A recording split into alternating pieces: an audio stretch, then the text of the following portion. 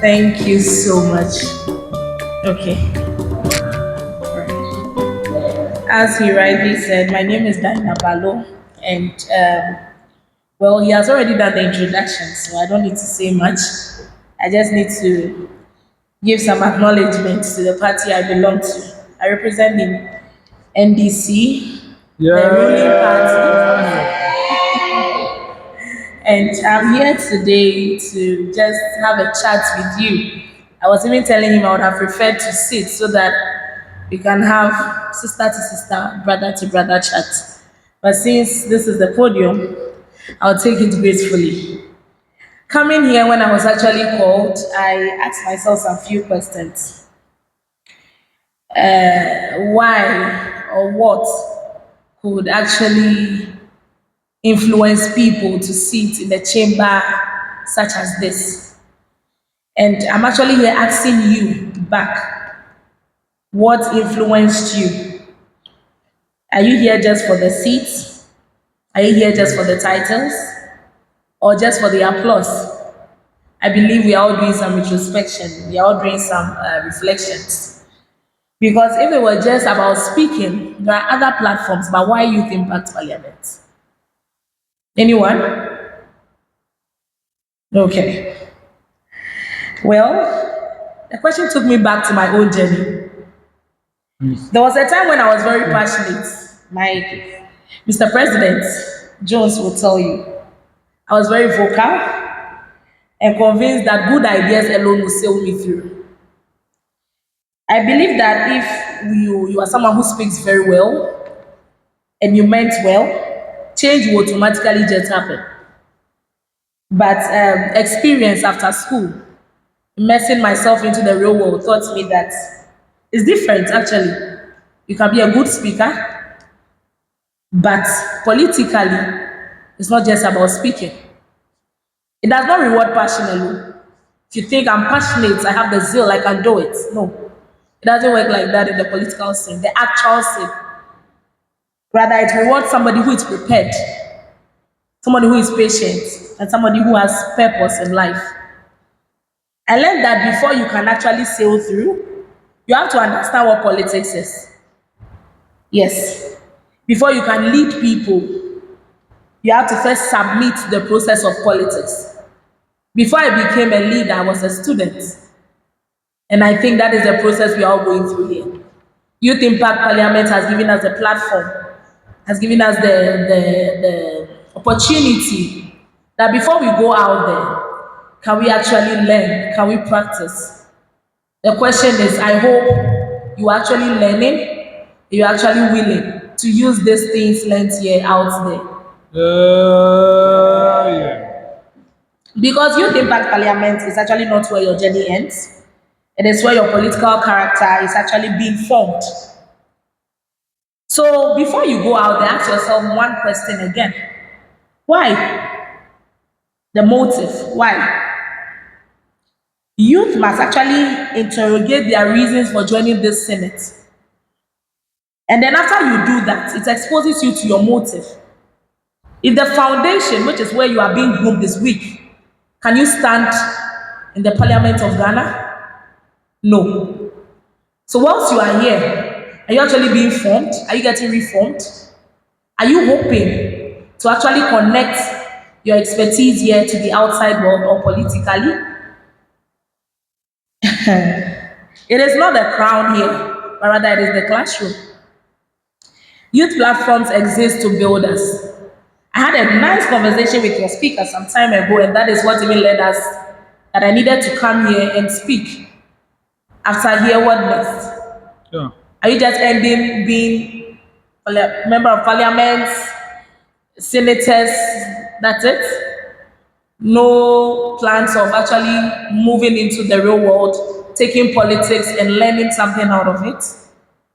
And I told him, why not permit me come here and tell people about my story? I once told myself I don't want to be a frontline politician, but that was because I knew very little. And there is a saying that you must leave the change you want to see. Forcing me to actually do what frontline politics. And it will interest you to know that my study currently, the University of Ghana, is all around political marketing. I intend to actually be that link between people and the real world politics. Because a lot of people don't understand what politicians do. My boss asked me a question, I think 2 days ago, and it kept ringing in my ears. Do you want to be a political dog or you want to be a statesman? Some colleagues were around, and I'm throwing it back. From here, do you want to be a political dog or a statesman? It's about how prepared you are. If you are not prepared, when they give you 1 or 2 platforms, you think you've reached. Because you just be ranting and saying your mind freely. The internet and media never forgets. Yeah. Now back to the table. I want you all to take it upon yourselves, the various constituencies you represent. Go back to these MPs. Try and learn on the field. Try and connect with them. Don't just sit here. What happens afterwards? If you are no longer the MP, you are no longer the senator, what happens? But if you build this rapport using the foundation or the opportunity they are giving you now, from here, you can always create something. And that is where I started. I had several opportunities from school. I was insane. I joined several leadership positions, but I didn't know I'll find myself in politics. I mean, frontline politics today. Yeah. But these stages molded me. They gave me the chance to go wrong and be corrected. It was a learning curve for me. And all those who know me know that it was so humbling for me because even when I know, I'll tell you I don't know because I want to take yours and add to mine. That is how it should be. When you live here, how many of you even practice or actually try to go to those constituencies to represent? Find out the actual problems there. How many of you are proactive, are creative? And then you reach out to these MPs and say, you know what, I represent the youth. I may not have been under any structure or anything, but even if you need a letter, a cover letter from your president, I believe it will not be too hard. Taking you to your MP, saying these are key things I've identified. Can I be the ambassador to channel this initiative? You may see it as it's just something I'm doing. People are watching. People are really watching. And then it is these things that will make people pick you and pick you from the many and decide to groom you. I'm currently under grooming myself. I've not gotten there yet. But one thing that helped me to is character. It is the real curriculum, actually. Your values will take you far than you notice. Youth politics will test your ego.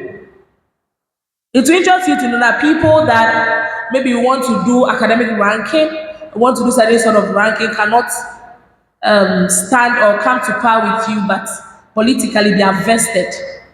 And what happens to your ego? You have to massage it, lower yourself, humble yourself, and what? Get tested. So politics out there will definitely test your ego. Mainstream politics will test your character, humility, and consistency. Your loyalty, most importantly. In the camp where I come from, the very moment you shift loyalty, it's sad, but we don't accept it. Because it will shock you that you ask yourself, I'm being loyal to this person. For how long before I get appreciated? But continue, just one day. Let me tell you a story of a friend called Sparkles. Maybe many of you know her. She was working with Honorable Joyce Tete. She was very loyal. She once told me a lot of camps do reach out to her. Come work with us. Joycelyn was, traveling with people here and there. I never for once had traveled with Sparkles. You all speak away here? More Gambia. First time. It's always the best. Just when Sparkle's story was over, She's currently a student here. Just when she thought it was over, Joycelyn took her to South Africa. Wow. Wow. One thing she also said was, I never asked Honorable Joycelyn for anything. Keep quiet. Your mentor always knows the needs of his or her mentee. Traveling with her, they got her a brand new phone, Wow. something that she least expected. Now, those who were mocking her started wondering, hey, they've traveled with her, what next? Who would have thought that an opportunity at MPA would come? And Sparkles was the first Honorable Joycelyn suggested. Wow. Loyalty, after how many years? She had so many chances. She could have given up and joined other camps. But what they will give her actually be more than what she's getting now. Now, my friend is doing so well. She's doing a well-paid job offered by her loyalty. So in politics, never ever let your loyalty shake. People Yeah. don't actually just follow brilliance. They can't trust. So you can have it all. But the very moment you are disloyal, you are done. Nobody wakes up in mainstream politics by chance. No. You need to seek mentorship early. That is why the youth politicians are always available. Pair yourself with somebody. Join a team. Make sure not just any team, but teams that would take your well-being and interests as theirs. For me, I have a team, and I always speak proudly about them wherever I go. And I don't joke with them at all, and they also don't joke with me. If they will be sincere, I disturb them a lot because I want them to grow. Even after elections, I'm thinking about what they can be doing till another elections.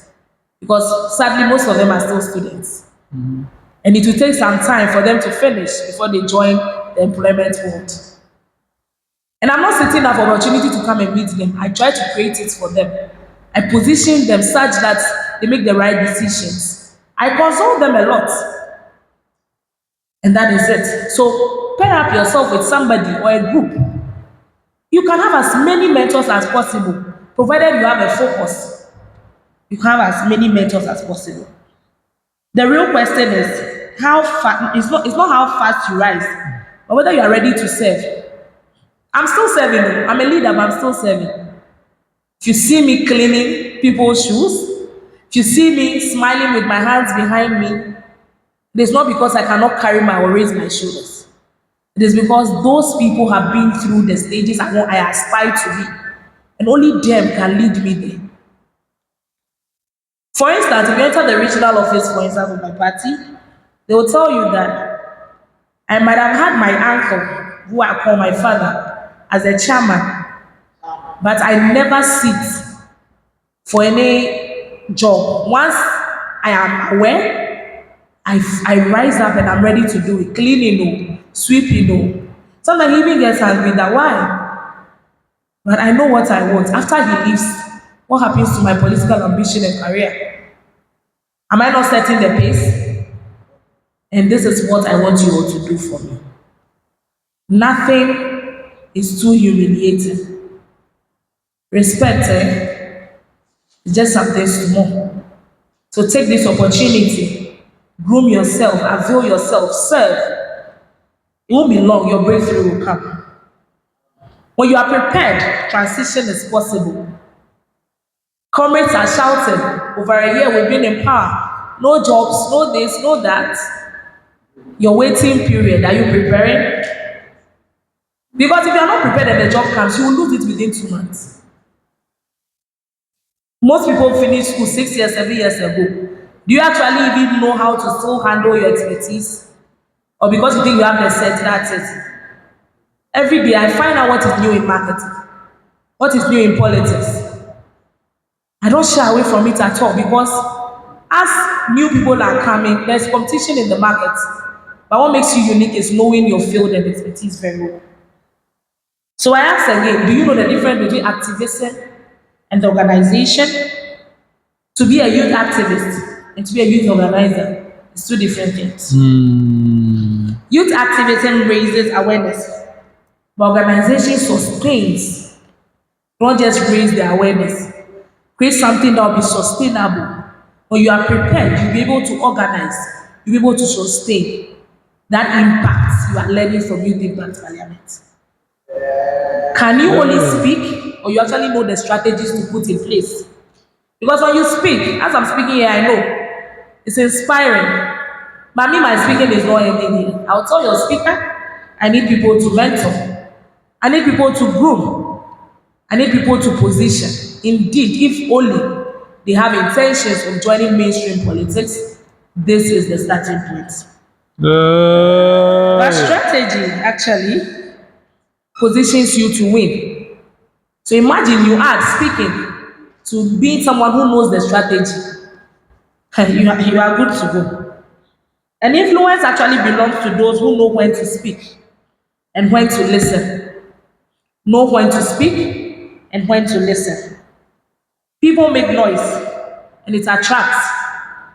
But when I negotiate, I secure results.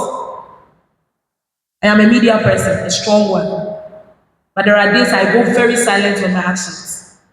Not because I cannot make noise, but the type of attention I want a sustainable attention and impact. So I lay low key and negotiate. The result will speak for itself. That is mainstream politics. Politics in Ghana doesn't work the way we see it from the outside world. Before you even see major decisions going out, it doesn't begin on social media. Groundswork, they say, one step at a time. Branch meetings, constituency alignments, regional negotiations, and national leadership consultations. Those who actually master the art of organization, they are invited to make these decisions. At the table of men, would you be invited? At the table of decision, would you be called on to share your inputs? That is the type of impact I have told myself I want to make. I want to be that go-to person for everybody who wants to enter mainstream politics. Even with the little advice I have, I want to be able to make an impact. That you will say, whoever wants to contest, or whoever wants to do anything should go and sit down and their team. That is the type of pace I'm setting. And I need everyone on board. Yeah.